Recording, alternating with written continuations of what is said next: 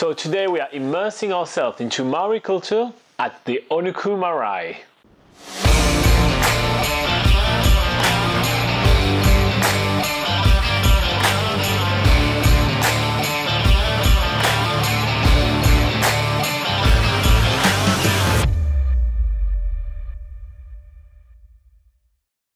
This morning we are meeting Ricky and Mel, his wife, which is the historical orator at the Onuku Marae. We are meeting them because we want to learn more about how Maori live modern life while keeping alive the ancient traditions. So basically these hang on here and we get 2 eels per, this is where we dry all the eels. Okay. So we obviously wash them in the seawater because they dry quicker, hang them up here right through all these hooks, that's what they're all for.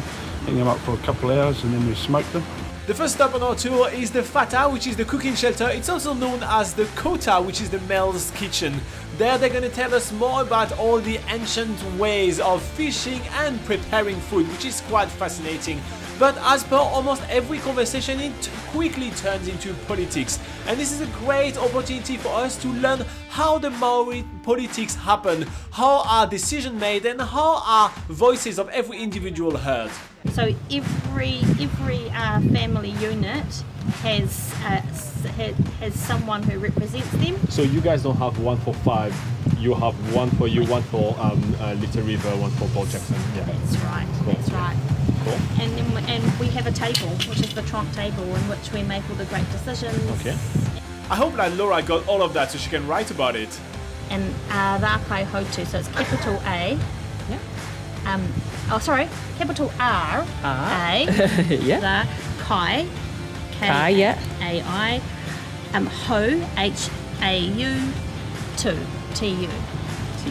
Cool. After checking out the Whata, Mel is taking us to the Onuku Church, which has to be the cutest little church I've ever seen. It's meant to fit about 30 people in it, but I struggle to see how that many people actually fit in that tiny building. But what makes this church look so good is the fact that it is beautifully ornated with these really intricate Maori carvings. As we approach the church, Mel tells us more about what the carvings mean. At the top there you have the tiko, who is the head. That's the head. And down the sides here, that's the maihi, which are the arms that they are welcoming you. The church was once the center of the community. Onuku was actually a thriving village back in the days, and this was the place where all the pakeha, which is the Maori word for white people, and the Maori used to meet every Sunday for the mass. The church is probably one of the cutest buildings we have ever visited in New Zealand, and as we are stepping in, it only gets cuter. Everything is beautifully made with stunning wood panels, a lot of Maori carvings as well, which is really cool, and on top of that, the acoustic in here is really awesome. And once we step outside, we are moving on to the Urupa, which is a non-denominational graveyard, which Mel tells us more about.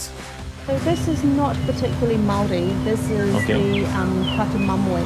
And their tradition was that you don't normally return to the gravesite. We never had that tradition. That didn't come from an indigenous culture. But you didn't need any headstones to show them because in belief is that they will always be there with you. Next, we're moving on to probably the most prominent feature of the Onuku Marae, which is the ancestral house, otherwise known as the Whare Tipuna. Although we can't go inside the whare today because it's in use by a kapahaka group, otherwise known as a basically song and dance group, Mel is telling us more about the rituals before entering a meeting house, known as a porphyry, which is a traditional welcome ceremony. She also explains that whares like this one are usually named after their tribe's chief. And so when the chief will change, you will change the name, or will you keep it? We usually keep it back in his time. However, the only reason that we would change is to become more European. So we often had 2 names, dual names. One that was English and one that was Maori. One of the other rituals that people must go through when first entering the marae is to learn about the history of the area, and that's a particular rule made for the Onuku Marae, a rule otherwise known as kawa.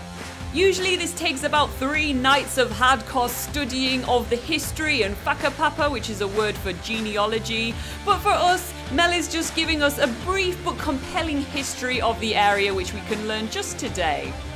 As she explained before, a lot of the stories can be found within the carvings of the whare itself.